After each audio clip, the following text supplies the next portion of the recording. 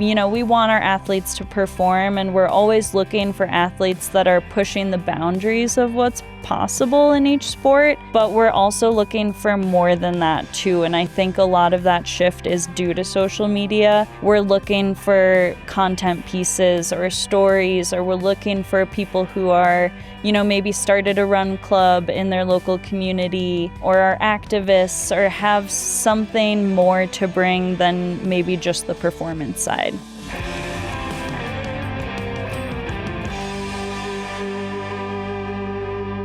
I did a podcast with the Palettis of UTMB, and I asked them, how do you keep the integrity of the sport while watching it grow? And they gave an answer, and it was, basically what you would expect. It's a question I've wanted to continue asking, particularly people who have a really good eye on the sport and have been in it for a while or have been at the highest level. For you, how do we keep the integrity of what you love most about the sport while enabling brands to come in or stay in and help professionalize it, help make it possible for athletes to focus on performance and not, spend their energies elsewhere? How do you keep that integrity or that vibe? Well, that's the thing.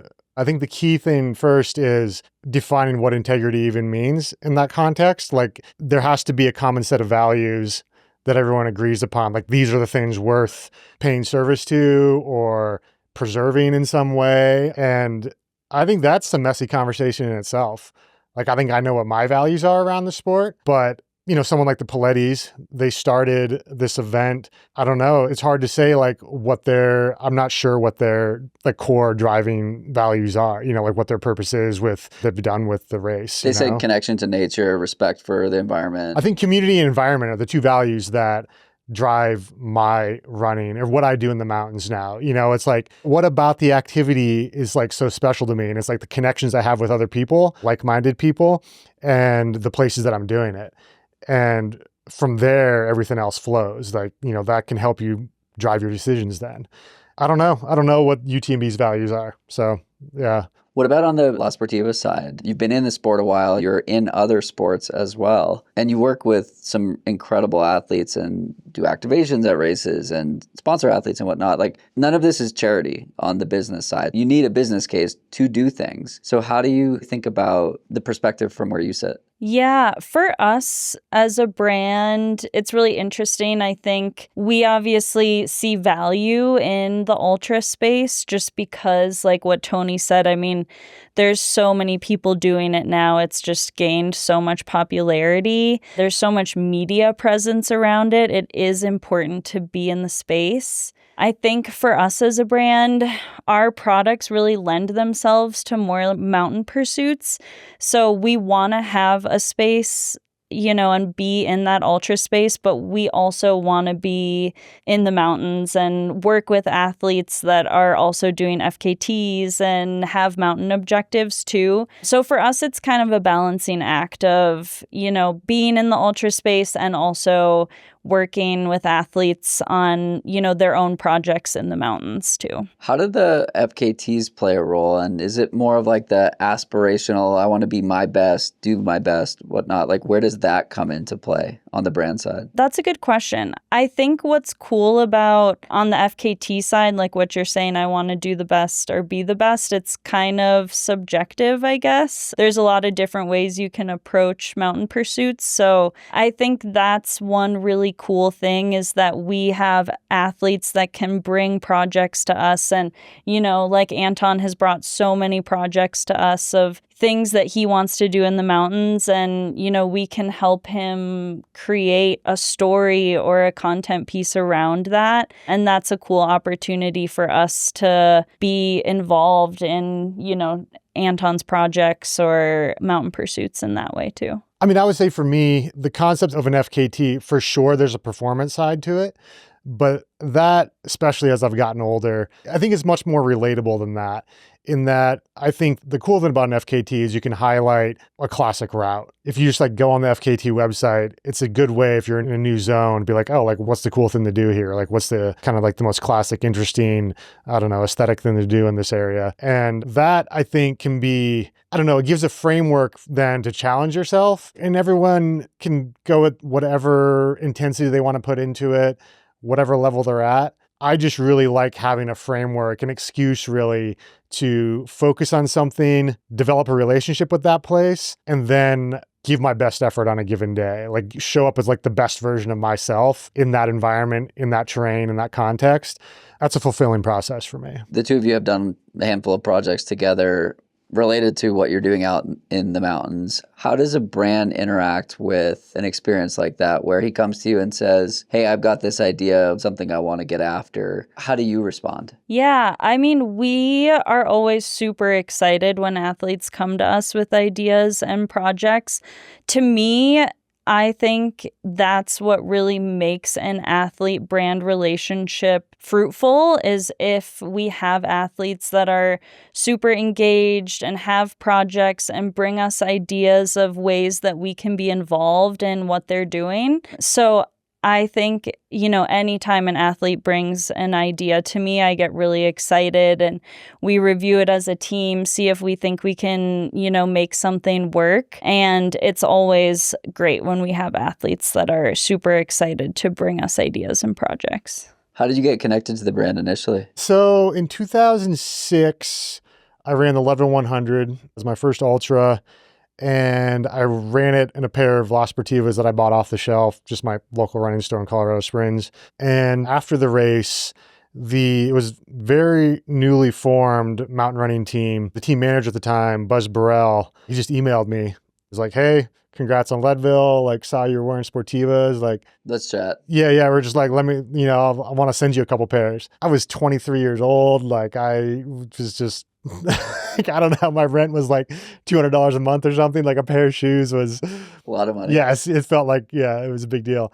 And that's how it started. Yeah. And where did it go from there? How did things evolve? And at what point were you like, hey, this is a meaningful and substantive partnership opportunity here? Yeah. So, I mean, I've had a long career. So this was in the mid-aughts. The industry was in a way different place. Like I said, Buzz had just started the mountain running team. I was with Sportiva for 2 years, but in the middle of the second year, I had an offer from a different company it wasn't a ton of money. It was $4,000, but it was more than what Sportiva was paying me.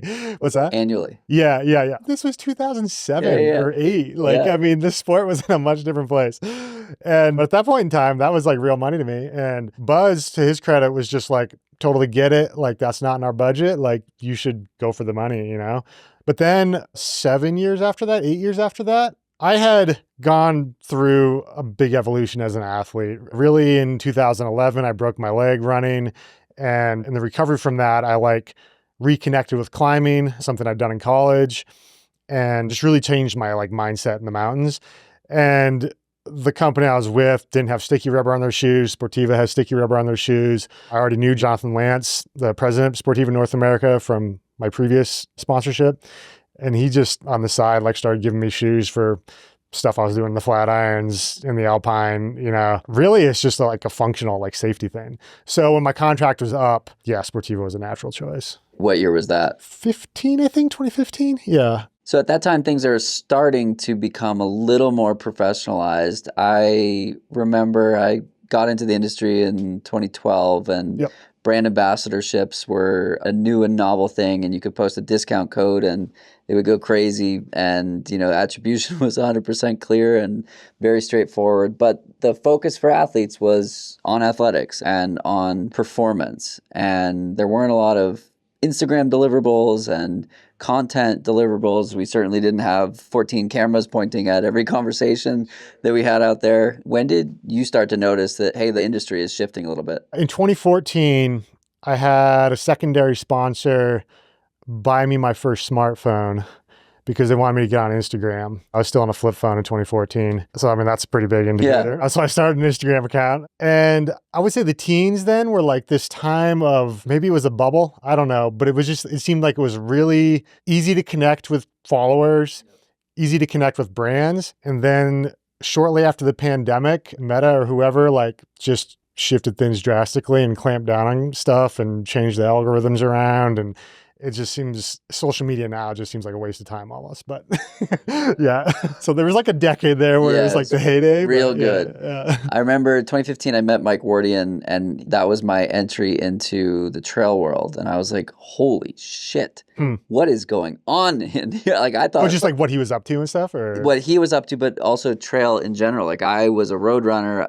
Only at the time, I didn't know about trail running. I didn't know about ultra running. And I was like, 26 miles is very far. Like, what are you guys doing? I mean, Mike had a few years where he raced more miles than I ran. And so, like, that was my experience getting into trail running. Then I met Devin Yanko and all sorts of other incredible people. And to your point, like 2016 through 18 was like a really fun time where online interactions were meaningful and real. You would meet up with people at races, and it was like everyone was there for very similar reasons. Yeah, it was just, there was like a one-to-one connection, Yeah. like on digital platforms that just doesn't exist anymore. There's so many filters put up by the companies. you know, like, so yeah, it was an easy way to like really grow the community, really connect with people. And yeah, I liked Instagram back then.